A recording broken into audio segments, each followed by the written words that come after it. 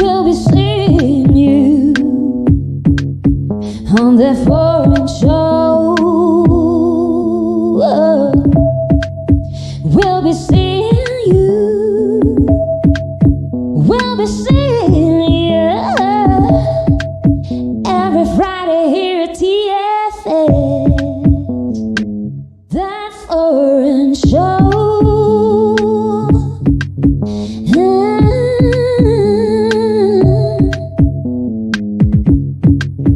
We'll be seeing you on that foreign show.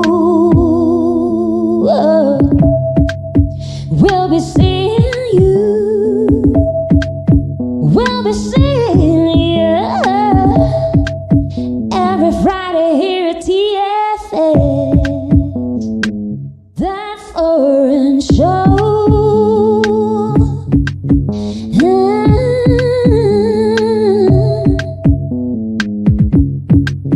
We'll be seeing you on that foreign show. We'll be seeing you. We'll be seeing you every Friday here at TFS. Entrando por tus oídos hasta llegar al centro de tus emociones, ADR Networks está en este momento activando tus sentidos. ADR Networks presenta. This is Celestine Angel. And I'm Isaac Crouch. And this is... Foreign Show! On the foreign show. Yeah. What it is. We Hi, are everybody. here with Louise Ball. Hello. So welcome here to That Foreign Show on ADR Networks. My name is Celestine Angel. My name is Isaac Rakesh. And as we said, Louise. Hi everyone. So Louise is from the UK. Yeah. We're going to discuss a few interesting things with her, like especially about being a digital nomad, like far away from home. What does she feel about that, or her thoughts on it, and stuff like that. It's a very special episode today. Thank you for joining us here on That Foreign Show TFS on ADR Networks, activating your senses. All right. We're going to have as you can see, we're on That's our tagline. I like this. Activating your senses is the ADR tagline. Yeah, it's the ADR tagline. And I like this visual that we have going on here today. Yes, we're at Louise's place. She gave us like tea and biscuits, very English. Yeah, and we're enjoying ourselves. We are very much. Well, talk to the people. Tell them a bit about your story. My story. Or no story, whatever you want to say. First of all, it's great to have you both here. Love you both. Thank you. And yeah, I've got the tea and biscuits, like any good English house. There are some things you take with you, don't you, when you go abroad. Yeah, and that's definitely one of them for me. So and this culture I love. This is so the tea and biscuits. Yeah. It's so warm and welcoming. So a little bit about me. I've been living in Mexico for about a year now. Been a digital nomad for about 5 years. But there was a long stint back in the UK over the pandemic. But I guess my digital nomad story started in 2018. I'd been working in offices in London for years before that. And then I just needed a change, needed an adventure, needed, push myself out my comfort zone. So I actually asked for a year sabbatical at first. I thought a year, that will do it. So I asked for a year sabbatical and they said no. So then I handed in my notice and I went.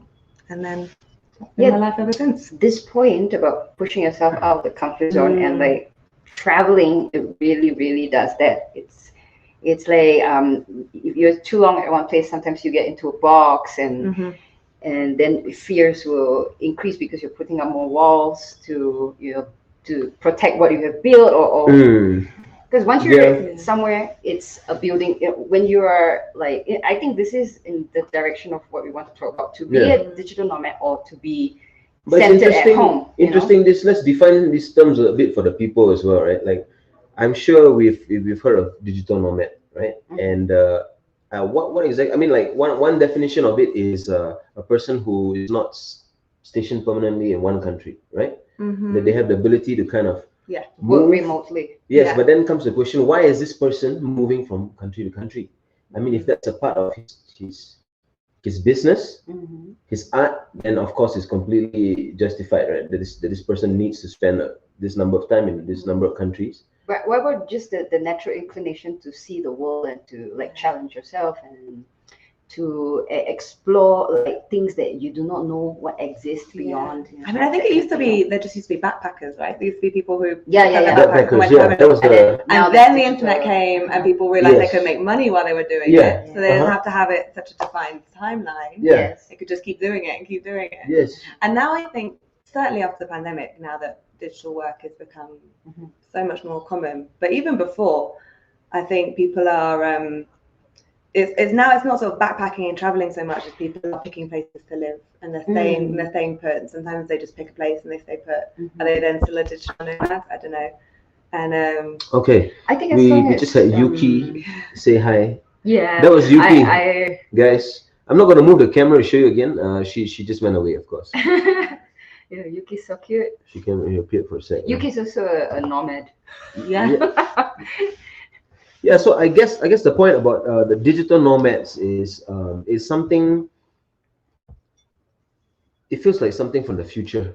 It feels like something that's not completely hatched onto humanity yet, or what this entails. Because I guess the point of what I'm saying is like most people who are creating art online or they're working in some context of art, they need to be traveling. They need it for their art, you know. Like even say a YouTube creator who makes dance videos, this person needs to travel to different places to dance and to interact with people. You know, it's yeah, especially and so this, like they are like video creators, right? video creators. They need to show different locations to make their videos more impactful. Exactly. And all that, yeah. also inspiration, Yeah. everything that you get from just being in different places. Yeah, that's actually like for creators, it's you travel, you are just absorbing more and more like ideas and Yeah. Is that what happened to you, Bo?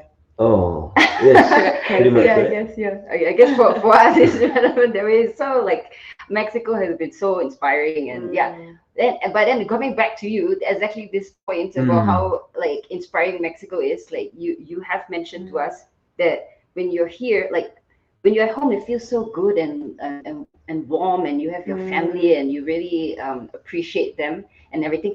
Like, and then when you're here, it's like so exciting. There's so many things to like do, and I think the combination of both is such a good thing to have. And anyway, like when you see your life like that, it's beautiful. Like, because coming back to the question again, like, do you want to stay more months away from home and be a digital nomad, or do you want to stay more months at home and then travel? That's where I'm at right now in my journey. Definitely for me, both home and Latin America particularly give me different things. So home, like you said, it's family, it's like it's everything I've ever known. It just feels like normal and comfortable, and that's really nice. But then when I come to here, I've lived in Colombia and I've lived in Mexico, there's just so much life. There's so much life, and I feel really alive, and it gives me an energy. So that exactly what you said is exactly where I'm at right now. I feel like I would like to be. I've been bouncing around for a little bit, like between 3 and 6 months in one place, home, and then back here, and then home, and then back here, for various like family work commitments. But I'm at a point where I want to be in one place for longer. But I still feel like, and I'm so fortunate. I always say I'm so fortunate and privileged to be able to do this. But I feel like I want both elements in my life. So then that's the question: more time at home, and then a few months a year here, kind of soaking up that energy, or living in this energy and having a few months to kind of ground and be back with family and stuff. So like this decision is about whether you want more of that feeling of being comfortable and at home and like building things, or being away and experiencing more new things. You know, like. So. Yeah, and it's also like, I think we were talking about this the other day, weren't we? I think I'm making these decisions just for myself right now. So I don't have children, don't have a partner. But that is also something that I would like to try and sort of prioritize in the next few years. So that will have an influence as well. Maybe that will be what keeps me in one place. Yeah. And that could be here. Could be here. Could be there. Not Could be anywhere. It could be in the UK. It could be here. So yeah, when you are there, yeah. So that's how life flows, right? Like you can't plan. Yeah. Well, exactly. And I can't say, you know, and I can't say I'm going to be in this place because this is where I want my life to be. So I always say I'm in information gathering mode right now. So I just spent 4 months back in the UK, and I was really paying attention to how I felt there, how it was, and now I'm back here and I'm trying to do the same thing. And then I'll just make a decision. Yeah. Well, what do you guys think? What do you travelers think? We were talking last night. We were at this Thanksgiving party right last night, and we were talking to some friends of ours, and basically they're going to enter this phase of their life where they will possibly be spending as a couple maybe 6 months of a year in Mexico, and then the other half in New York. And so if you think about that, right, like it's like best of both worlds. I mean, that's my feeling. And do they work online? Are they sort of digital? they kind of do both. Like they can. They can, and they also have engagement and stuff. But it's something really interesting. Like if you think about it in this context, 6 months is actually not long. No, you're just getting going after 6 months. Yeah. And then you move to another place. So actually, when it's a very fast moving kind of way to. So I used to find that transition really unsettling, and so especially if it was a short period, like anything between 3 to 6 months, you feel like you get through your first couple of months, and then you feel like you're counting down to like leaving time again. And I used to exhaust myself trying to do everything and say yes to everything, which was fun as well. And then 6 months, you're really, especially if you're moving somewhere new, you've just built your community at that point, you're just settling down. But if you're going back between two places, so the last time I went back to the UK, I found it really unsettling. I was like on countdown for way too long and just sort of thinking, but I'm really good here, why am I leaving? But I lent into that feeling, and I really just sort of was curious about it and felt it. And then when it was coming back from the UK to here, actually the transition was far smoother, and I had just such a way more acceptance over it. And I was like, okay, I've just had a great 4 months here, and now I'm happy to be going back. And so I think if you settle into a rhythm and you just kind of accept the two places, probably that could be the whole point of the nomadic lifestyle. It's like you're never settling down, but you are at the same time. It's like there's no concept, there's no like label on the thing. You're just flowing. Yeah, exactly. Or at least that option is there for you to not, for you to have the freedom. And that's really really interesting. And like you point. say, actually, Isaac, as well, the fact that 6 months isn't a long time. So when you're leaving, when it comes to time to leave a place, it can be frustrating because it's just been 6 months.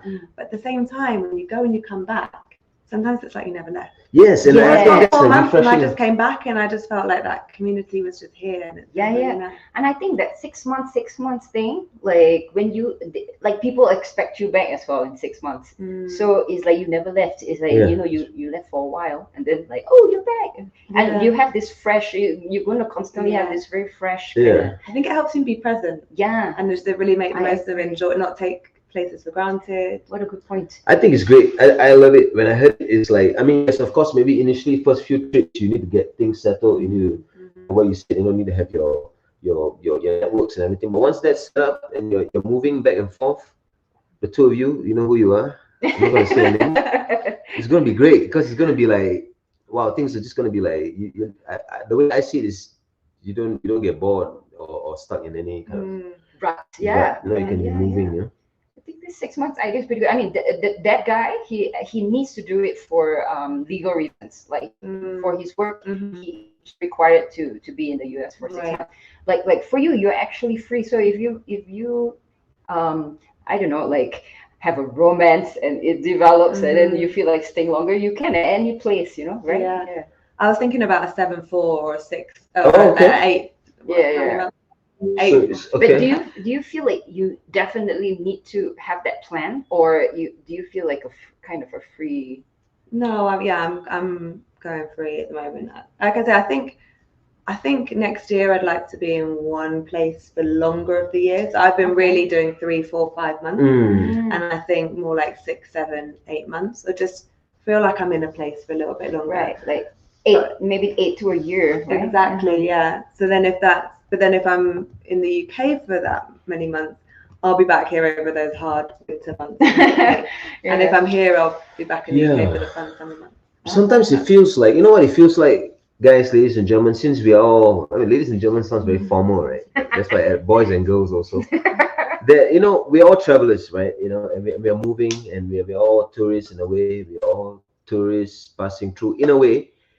Sometimes it feels like, imagine if you have an apartment, a really big apartment, right? And you like it and you live in it, but some parts of it that you have not visited.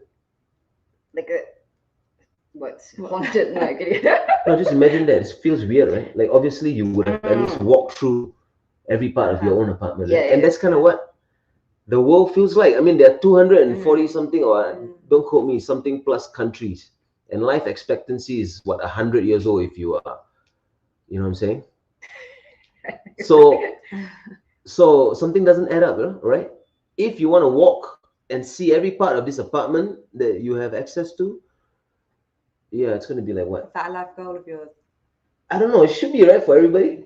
Maybe. Like if you have an apartment, you wouldn't want to see like, okay, like, wouldn't you want to go and like order food in some place where, like in Iceland, where they're speaking something completely, you know what I mean? Just like, I don't know. I would at least walk through, right? What do you guys feel?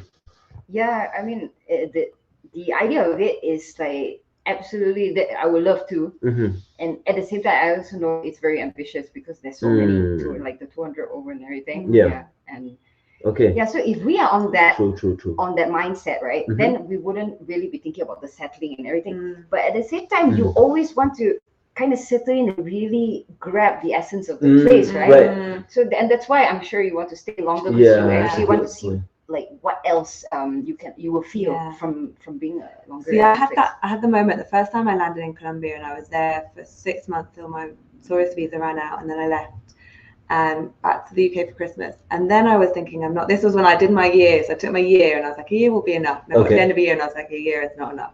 And I thought maybe just like another 4 months and then I'll go back to like an office job in London or something. And at that point, it sounds super boring. Like, I like my office job. It wasn't that, but this is better.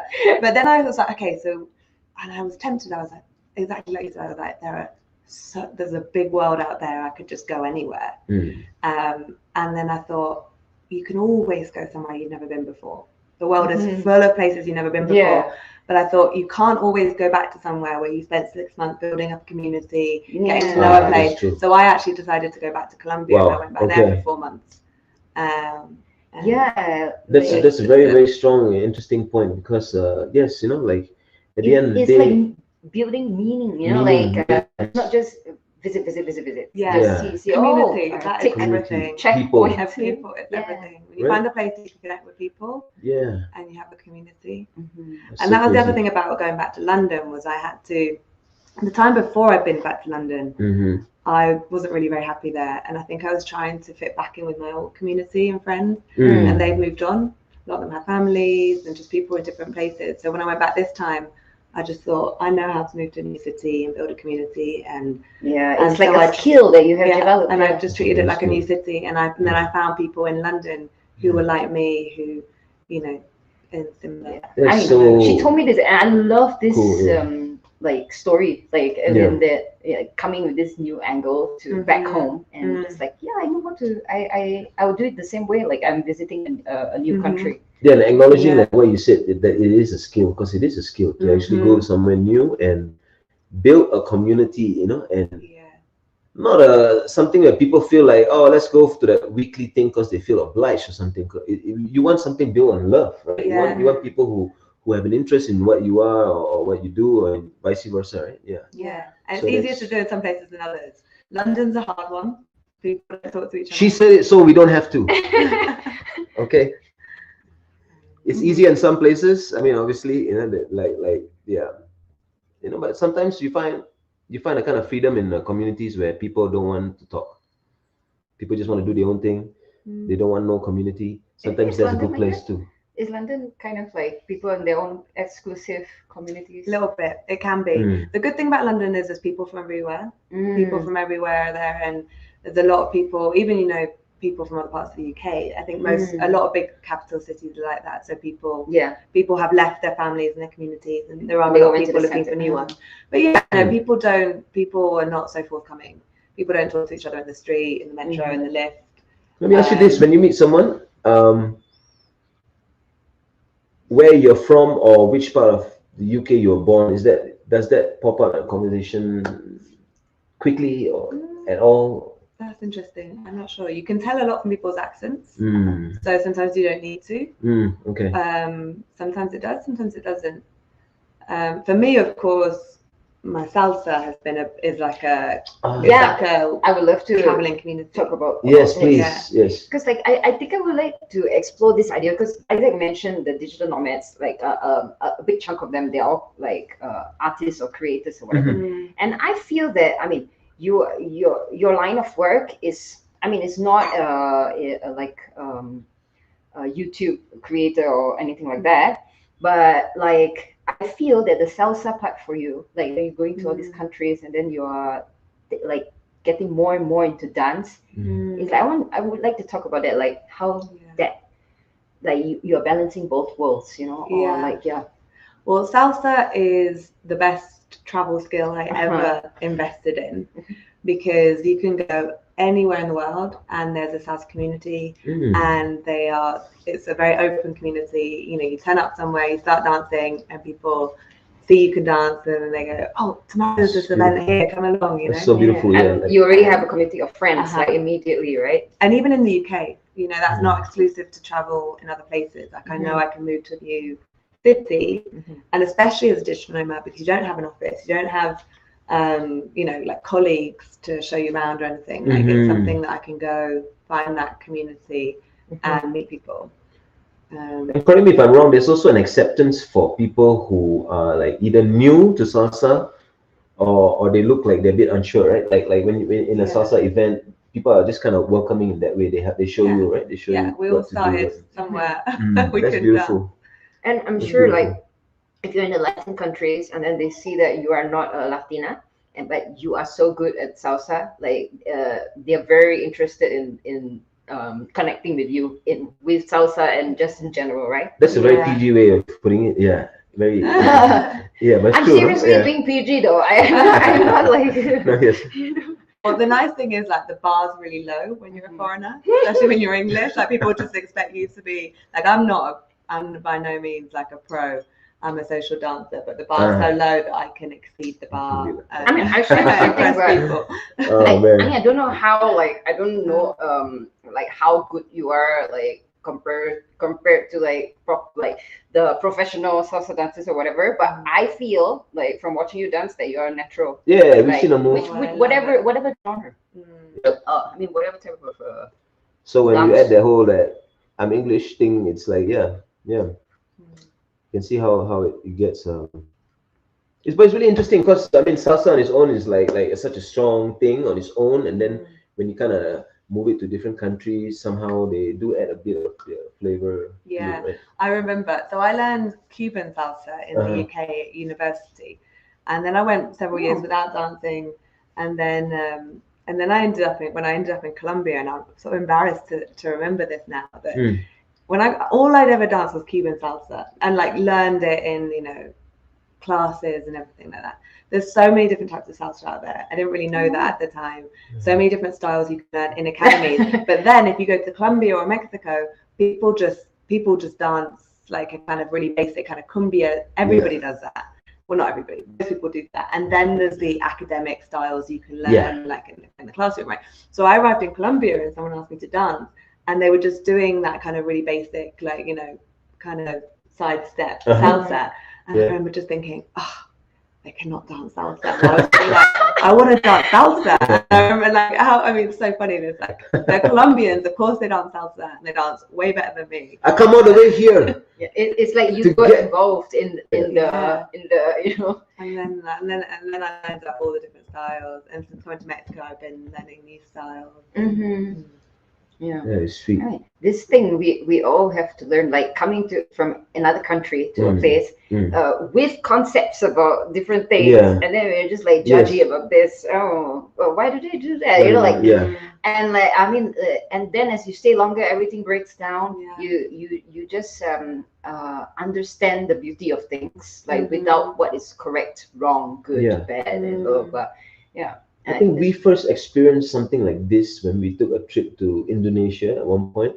When we were really busy and we just took kind of like a holiday, and we took like a week, and we were just chilling on the beach. And after a few days, we realized that it took us a few days to actually start feeling the beach and that whole relaxed vibe. Yeah, Like there was initially, the first few days, we were just still in a kind of a different mode. You know? right, and then there was once it was exactly the same thing. We were in like a really rushy, busy. Singapore is extremely fast-paced city, and then we took a ferry. We crossed over to Bintan, which is an island in Indonesia, and like this is not the few days one. It's we landed there. We sat in and then we, because of the stress, we were getting like argumentative, like oh, this, and then when we arrived, we sat down at this we call it a kelong, because it's a restaurant that is on stilts on water, so it's called a kelong, and then they served the seafood. After we ate, suddenly there was the you know, the pace, the fast paced stuff, right. it just slowed down, and then we just relaxed. It was it felt as though reality changed, you know, like So that we can be I mean, as travelers, we can be in some places for a certain number of time that we think it's good. You know what I'm saying? Like, okay, Paris, let's do 3 weeks, you know, and then we do a couple of weeks somewhere else. I mean, it works good on paper. It makes sense on paper. But sometimes certain places, they have a kind of unexplainable draw, or it changes what you want to do, or what you feel like doing. Mexico, I think, has a bit of that vibe. It kind of forces you in a way to it kind of forces you to kind of I think I don't want to say anything about that. You know, I don't know when, like if it works different it works different circumstances, different places, you know, different. I have a question for you both. Do you find Mexico City to be like a major city, like really, like you're talking about Singapore, or do you find it quite chill? What's your experience? That's a great question. Personally, I believe that Mexico City is not as fast-paced as Singapore, because I remember when we first arrived not too long, when somebody was like complaining about how fast, like one of our Mexican friends was saying like Mexico is so stressful, so fast-paced and everything, and I felt like it's so much less than Singapore, and in terms of stress also no, plus the level of like judgmentalness, you know, being critical and all that. Like Mexico has a lot more freedom. You can just stand around, make a dance move. Nobody's going to think you're crazy. You know what I mean? Like anywhere you go. Like in Singapore, the moment you do something out of the norm, like people like this, they're all like whispering, looking at you up and down. That being said, in terms of intensity of city, which is kind of what I'm getting from your question, right? I think Mexico is up there. Like in terms of like, okay, you're talking about busy city, and if you're going to be standing right in the middle of the city as it's happening Monday morning at 10. Yes, Mexico is up there with Singapore, with New York, with London as well, in terms of the intensity. The busyness of the busyness. And I think that's a really good point, is it's the experience you have of the city. So even back in London, the experience I had of London when I was commuting and getting on the tube every morning at rush hour versus when I was a digital nomad living in London, and I just got to avoid rush hour. And I feel like that's the life I have here as well. Obviously, working from home, you get to avoid those busy moments. So I feel like it's quite a chill city, but I think that's my experience of it. It's obviously a huge city. Yeah, that's what I was thinking too. Like, I might not be feeling the full rush of it, depending on what I'm doing, right? Like, and the guy that mentioned it probably saying, and like, I don't know, it's also something about, like, I've heard someone said that it's much noisier in Mexico City than in Singapore. Like, we have a Mexican friend who I mean, he was the first producer actually. Mm. He actually said, "Oh, Singapore's so quiet, and Mexico City is very noisy."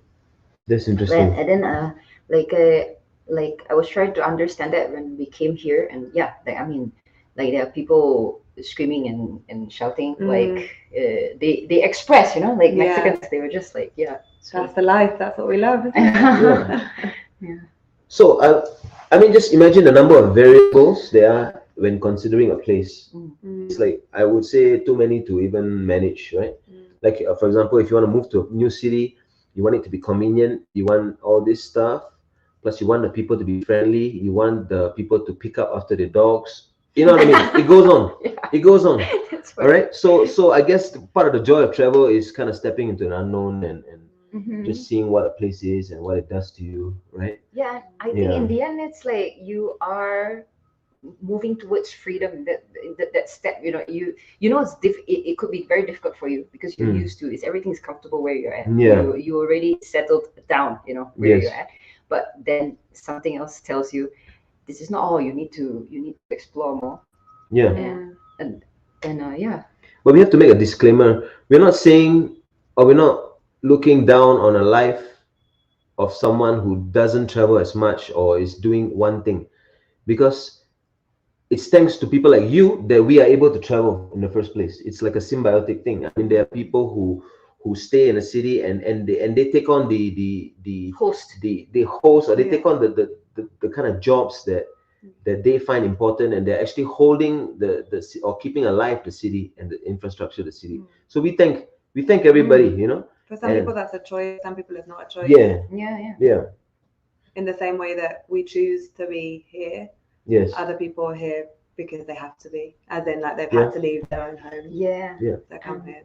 And even at the same time, I really do feel that a lot of Mexicans, they really love being in Mexico. Like they leave and then they come and then they come back and they feel like this place has so much meaning for them, and so much freedom. Yes. I've heard that a lot as well, actually.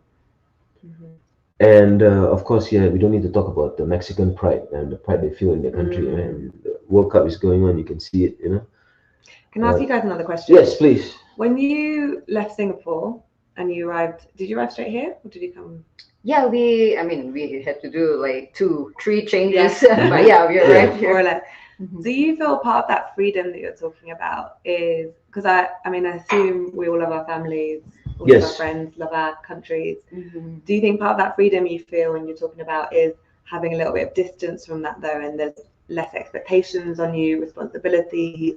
Definitely all that. Yeah, definitely all that. I mean, like not that I'm purposely trying to get distance from my family, but honestly, this distance helped me so much to grow and to understand my loved ones better. Like I can really, I feel so much closer to my family now, and I really understand Isaac's family a lot now as well. Like, because when you're in too tight, too close knit, a unit, like sometimes you just be on top of each other and you can't really feel each other properly. Or get quality time. And when you go home, it's like it's proper quality time that you spend together. Yes, I think like what you're saying is such an interesting thing. I mean, the one layer is like, yes, you want the people around you you want some distance from them, but that's just like the first step. You want that so that you can start listening to your own self. You know what I mean? And then the work actually begins, which is kind of what we've been doing here in Mexico, And really, I even the country itself, it's like I leave and then I can really like see Singapore in like when you're in Singapore. I mean, I'm just existing there, right? So when I come out, I can really see and I also can feel like I'm my identity with the country. Like before, when I was in the country, I don't think about these things in this light. And then we watched Westworld.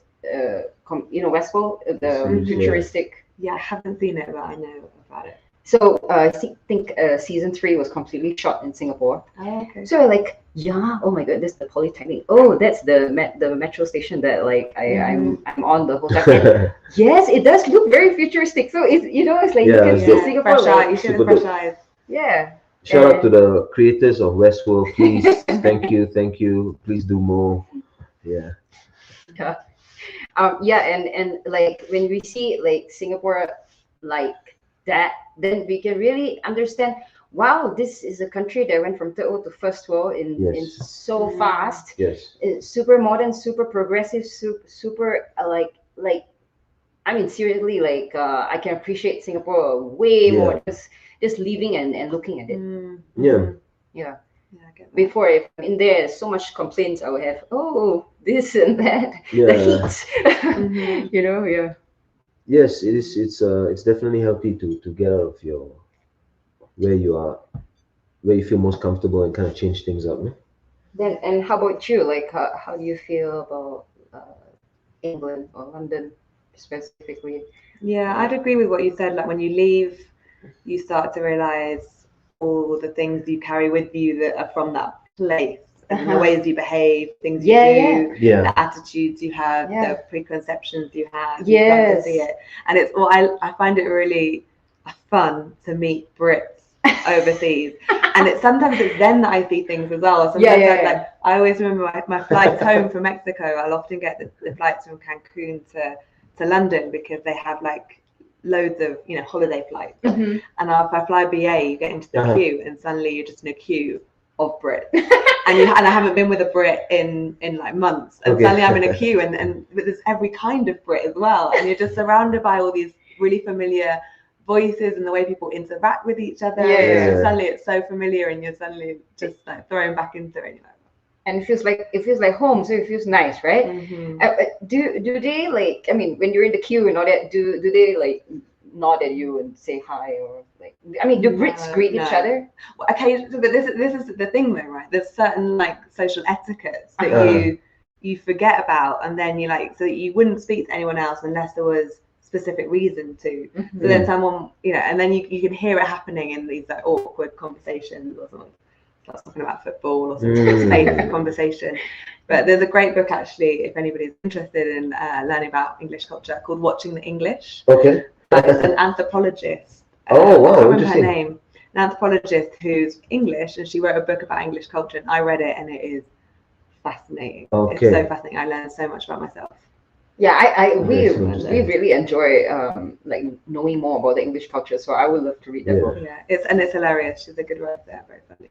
I mean, actually, like on a side note, right? Like, I mean, there are a lot of English people who have a sarcastic kind of humor. You don't have it at all. I don't think, like, maybe, but it never feels at all like a biting, dry humor. Like you don't have that. But do a lot of Brits have that kind of style? Sarcasm and a kind of I think I tone it down when I'm around. Oh, okay. But this is also a self-deprecating thing. There's equal parts of sarcasm and the Hugh Grant persona. Exactly. I mean, it's the whole endearing thing, because you don't want to be standing up too loudly, that kind of shying away. Like, this is way out of my comfort zone. Like, we do not like to be on camera or anything like that. No, but I have to say the cool part about, like, you're so comfortable. Like, I think most Brits are like, I mean, like I've heard like a lot of interviews like with British people and all that, and they're comfortable articulating on camera, right? They've probably been through intense training. No, for real, and also that plus a bit of a kind of a. Okay, let's not go there. I mean, I was just going to say a kind of a confidence that they get that naturally comes from speaking English that belongs to them. The Brits. I also feel an energy of that. Like, I mean, after all, the English language is used by the world, England. and But the Brits, we actually always look at the Americans, the people from the States, and think they're really articulate, have a lot of confidence. Really? Because we hear, I don't know if this is, maybe someone can confirm or deny, we hear they do like public speaking classes in school. Or public debate or debate classes. We do nothing like that. Nothing. So most Brits would be, unless they're in some kind of industry. All right, guys, our American people, fans, family out there, let us know if we are talking rubbish. Please. All right. Yes. No, and that's so interesting. Yeah.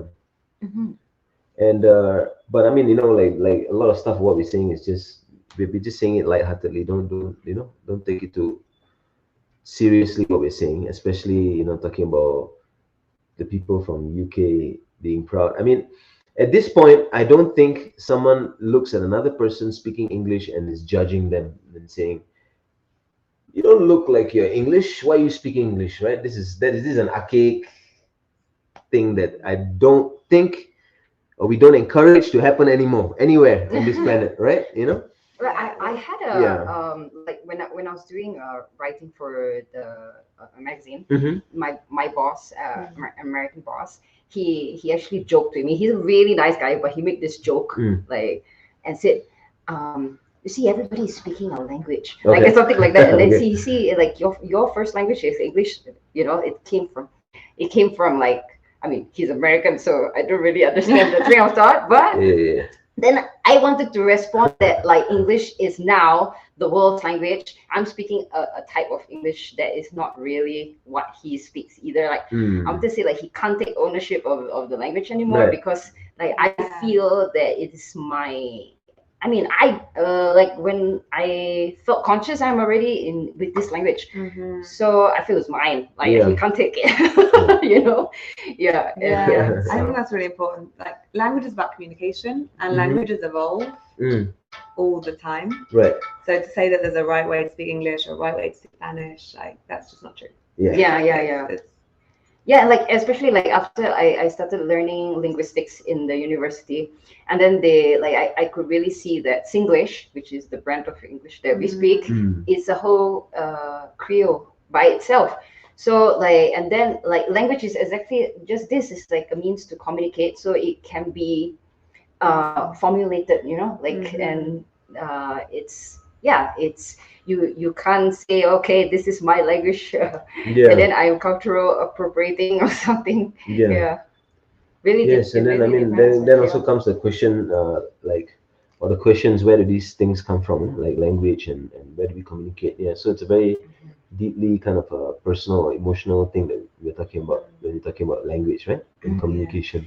But it's so beautiful to hear all the different English accents and how like the whole world is right now using English in different ways. Even the not so beautiful sounds. Right? Like for example, Yeah, I'm not gonna- You're gonna be brave enough to name. dig a hole. Yeah, but like it's so fun to hear like people from Dominican Republic, because sometimes because they're speaking a Creole kind of English, right? Caribbean English. Yeah, and then we feel so funny because like sometimes the way they enter into the sounds, it sounds completely Singlish. Yeah, Like, hey, that's we like connect in some points, like we have similar landings. It's more like the last part, emotions. Yeah. It could be emotions also, because Singapore, I mean, the whole English Oh thing yeah, with la Caribbean and stuff, is island kind of style, and Singapore is an island as well. which is kind of Yes. And I like, mean, it's the same with Spanish as well, right? There's just so many different types of Spanish. Yeah. When I came here So many after different Colombia, I had to swap out a lot of words for new words. yeah. And yeah, let's talk about your command Spanish language. Like, did you go to school? What did you do? Because I think you're very good at it. I studied French in school, all through school, all through university, and then I lived there for 2 years. And I had a pretty good level of French, which I've completely forgotten now, which is quite sad. It's just been replaced by Spanish. Spanish I learned more on my own when I moved to Colombia. But I think having already learned French, I sort of knew how to learn the language. I was able to get some books and learn it myself. And then I did take classes. Your French is like tough, man. I mean, so if you're doing French already, then Spanish is easier. I don't know. I mean, it would help because it's Feels anyway like, Italian, French, and they're similar. You will have like the roots, the root there already. It'll be easier. I mean, you guys in the UK have to take second language French. So when I was young, I think it's all changed now. Okay. For me, it was French. I had to do French, and then I could choose to do German as well, and I did because I always love languages, so I did both. Wow. And then I think you can, depends on the school. Spanish is definitely in there now. My niece learned Chinese. Wow, they even offer Chinese. Mandarin. But it depends on the school. I think schools decide. I don't know if French is still like obligatory or not. So like for us, we get to decide like if you want Chinese, Malay, or Tamil, which is an Indian language. Like most people just go to their mother tongue. But yeah, like some like for me, for example, I would have preferred to take Malay because at least it's in Roman. Yeah, Roman characters. That was my initial thing, so I wanted to do that. But yeah, I'm really glad that I took Tamil. Yeah. Yeah, because you do want to understand that culture, you know, and the language helps you to. And also when you rap, you got a flow, and you just it just gets you all loose when you speak Tamil. If you can speak Tamil, all the other languages on this planet, doable. So it's a very good. It's a very good. Yeah, the Tamil is really complicated. Like so until I hear French and then. English, Mandarin, like to a like fundamental level. I heard you talking. Yeah, you think it's fine? Okay, yeah, I can. But like, if I would have to like remind myself some words sometimes, and then my vocabulary needs to expand more. And then Malay, we pepper it into our conversations, like on a daily basis. I can't make a full sentence properly, but I'm actually part of Malay. And then Spanish, terribly, but improving. And then Isaac speaks Tamil. I speak Tamil. I can understand Punjabi, Hindi. Oh yeah. Can speak a bit. And then Malay, yes, Mandarin, a bit of Hokkien, the essential curse words that you need to get your point across in Singapore. Fundamentals. Fundamentals, yeah. And that's kind of in English, yeah. Yeah, it's very interesting, this whole thing about how, like, the impression that I have is, like, I think I'm wrong, okay?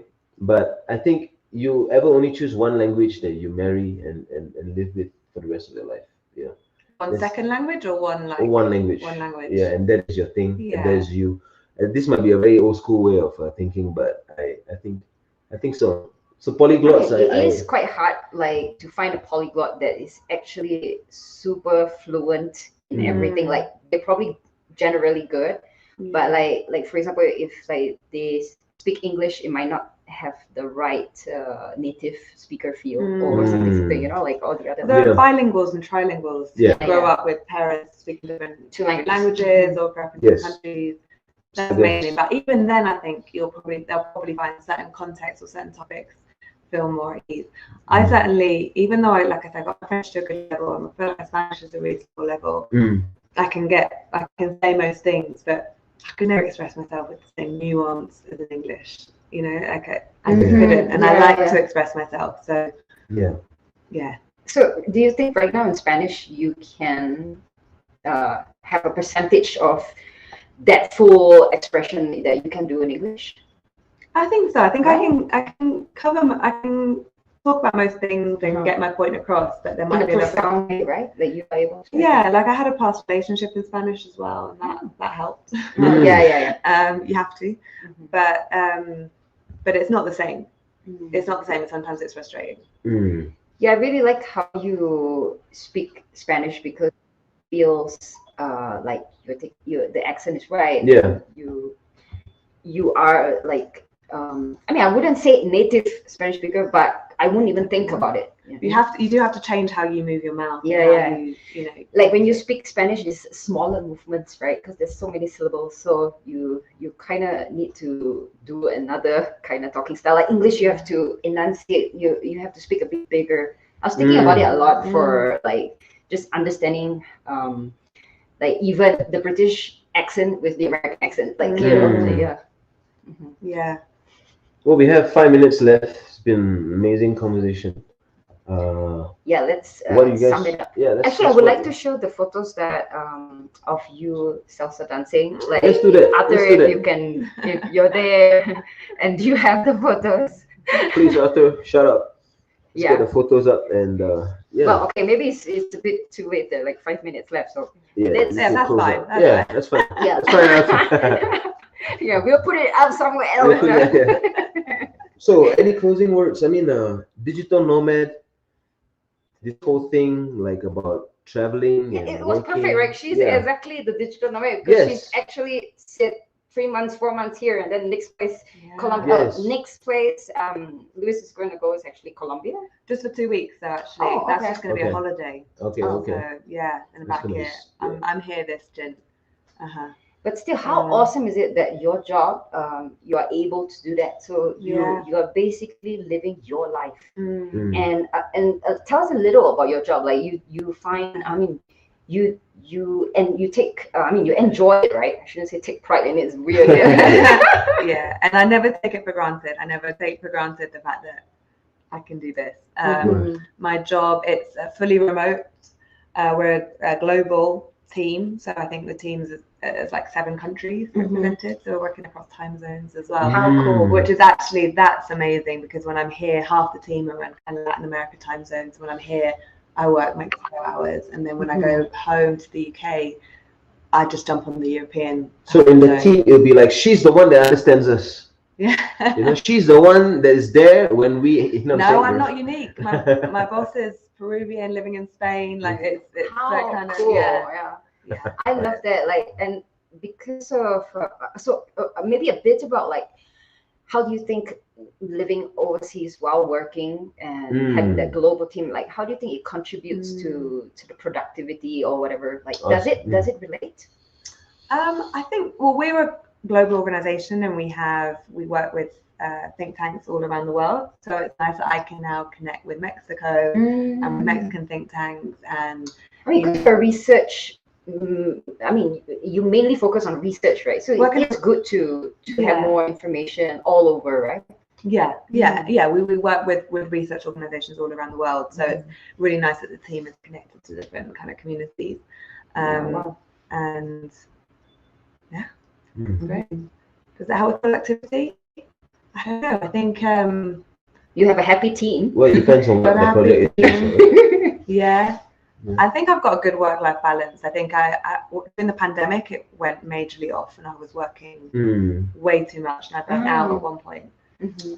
But after that, I won't do that again. You know, now I make sure like I work hard and then I put the computer down and I just have relaxing, whether that's in London or here. You know, like you don't get sucked into a world like, and you are taking charge of your whole life, right? Your reality. Yeah.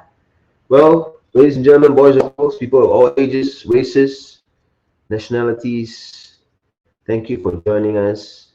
And with that bit of information, you know, I mean, if you have freedom to live your life, then we should use that freedom wisely and kind of allocate stuff to yourself that you want when you want. To feel like you're really in consciously living your life, like being intentional with everything.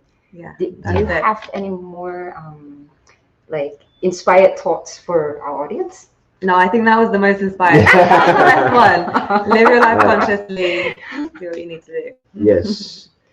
All right. So, like, we are so happy to have you with us on that foreign show, Louise. Like, it's like always a pleasure talking to you. I feel like we are just continuing each other's thoughts. Like, we are flowing so intuitively. It's really... that same place that we want to talk at, you know. Yeah. And it's so cool to have you.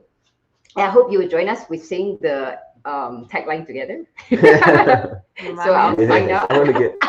Where's Yuki at? We want to get Yuki. Español is activando tus sentidos. Okay, we're doing it in English or Spanish? We can do it let's do it in Spanish. Guys, my name is Isaac Rakesh. This has been TFS on ADR Networks. I'm Celestine Angel and Louise. And we are activando tus sentidos. Peace out. Thank you to all who joined us here on That Foreign Show. It's been awesome. I'm Celestine Angel. And I'm Isaac Crouch, and we'll see you next Friday. Have a great weekend, y'all. That Foreign Show.